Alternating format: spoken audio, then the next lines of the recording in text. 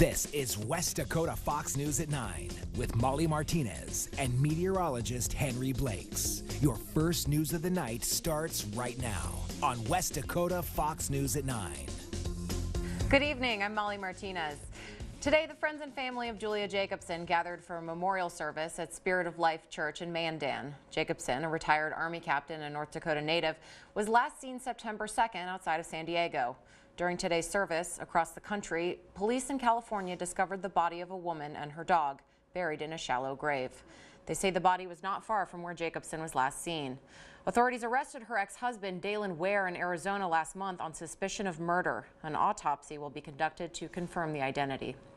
Our other top story tonight is the deal sending shockwaves through Washington. Former National Security Advisor Michael Flynn pleading guilty. He's admitting to lying to FBI, and now he's raising more questions about whether the Trump campaign connection to Russia and if anyone involved is still in the White House. Fox News correspondent Caroline Shively is in Washington with the details. You feel you betrayed your country! Michael Flynn entering district court today in Washington, prepared to plead guilty to a felony, lying to the FBI. As part of a plea deal, the former National Security Advisor agrees to cooperate with the Russia investigation led by Special Counsel Robert Mueller. Flynn released a statement today reading in part, quote, "I recognize that the actions I acknowledged in court today were wrong, and through my faith in God, I am working to set things right." Flynn served in the Trump administration for just 24 days. He resigned after allegations he misled Vice President Mike Pence about conversations with Russia's former ambassador to the U.S. Today in court, Flynn said he reached out to the ambassador, among other officials, at the request of a senior member of the Trump transition team. That has the White House now distancing itself from Flynn. White House lawyer Ty Cobb said in a statement, quote, "Nothing about the guilty plea or the charge implicates anyone other than Mr. Flynn." Some lawmakers say, not so fast. Unfortunately, it's part of a broader pattern of people in the administration and in the campaign lying about their contacts with the Russians. While others are waiting for what's next. This is the way the process works. No one's above the law, and we'll see what happens. Time now to take our first check on weather with meteorologist Henry Blakes. Hey, thank you, Molly. A Minnesota man has been found guilty of attempted murder on a West Fargo police officer. The jury started deliberations yesterday and reached the verdict this morning. In March of 2016, Jean-Michel Wellstead was involved in a standoff at the Roadway Inn in West Fargo. Wellstead held police at bay for 4 hours. Police say he shot at them, though no one was hit. Guests at the motel were evacuated, and people in nearby homes and businesses were told to stay put as SWAT moved in. A sentencing date has not been set for the attempted murder conviction. The Mandan Municipal Court got a new home Friday. The clerk of courts tells us that they moved to the Morton County Courthouse because it was more convenient. She says the old location of the court will be used for HR. The municipal court will be back up and running December 4th. And representatives from Burleigh and Morton County teamed up with a leadership group from the Bismarck-Mandan Chamber of Commerce to talk about emergency preparedness. One of the things the Morton County Emergency Manager is asking for is 3-day disaster preparedness kits. They hope to bring them before more possible blizzards move in. Well, recess is known to get kids riled up, and teachers say it can be hard to get them back on track for the last 2 hours of learning. Education reporter Cynthia McLaughlin shows us one school's clever solution. Rita Murphy Elementary in Bismarck is using what it calls mindfulness to build positive learning in their classrooms. Recess, where kids roam free. While students know that means it's time to come inside, they don't always know it's time to calm down. You might be wondering how this teacher got her students to be this calm right after recess. It's part of a mindfulness program. I saw a need for it in my students self-regulating themselves when they would have a problem out at recess, and teaching them ways to deal with that and to calm down themselves. It includes several meditative, breathing, and sensory exercises, and some problem solving too. My favorite one is sending friendly wishes to each other, where we just think silently in our head, like different things, like I want you to be happy, healthy, safe, and just different positive sentences to each other. You fold your arms like this, then you put them up like this, and then you just breathe silently, and you calm down. As for how many exercises the teachers do with their students, it depends.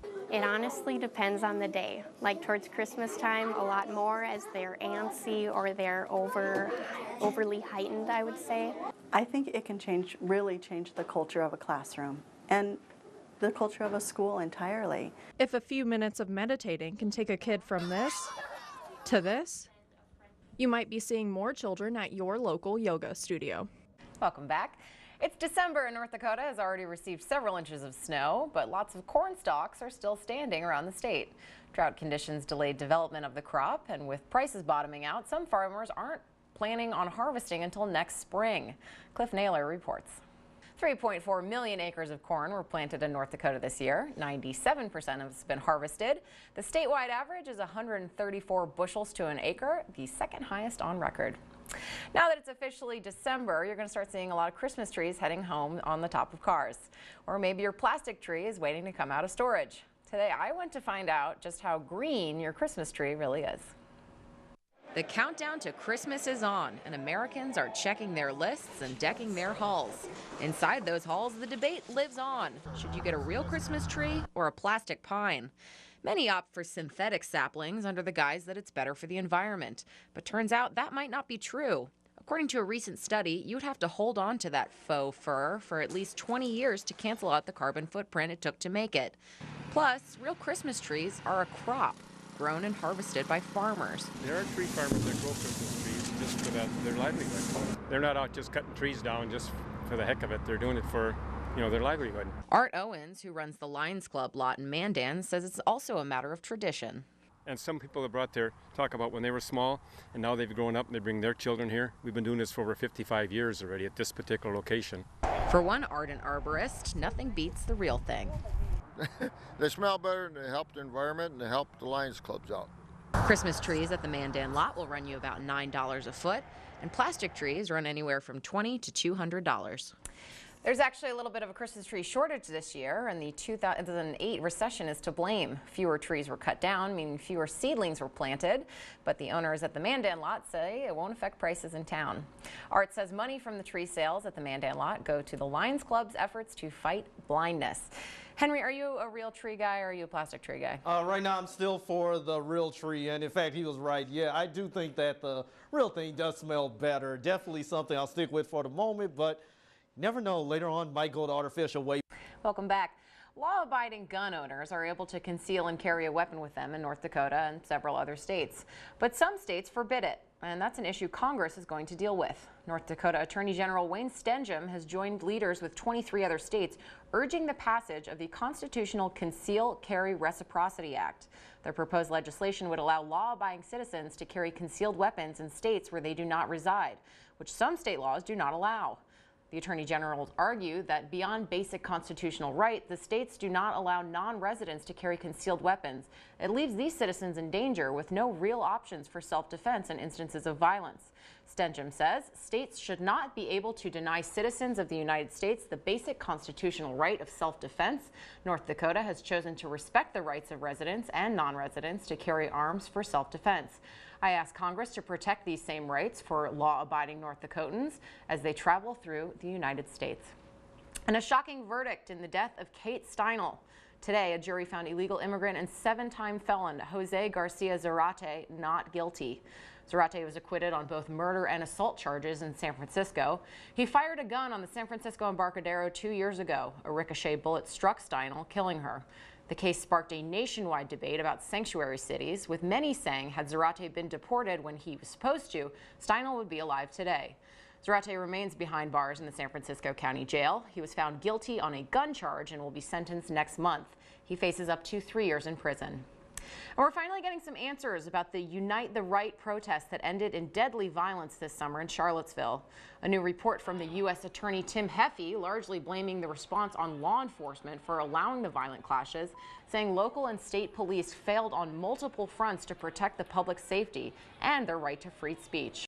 Welcome back. 3 dogs got in a mastiff amount of trouble this week. The Drum family says the dogs managed to sneak out of their Denver home and wandered down a culvert. They wandered a little too far and got themselves stuck in a storm drain. Rescue crews had to come get them out. They were uninjured, but in serious need of a bath. A mall in Massachusetts had to be evacuated tonight due to a chemical spill at Chipotle.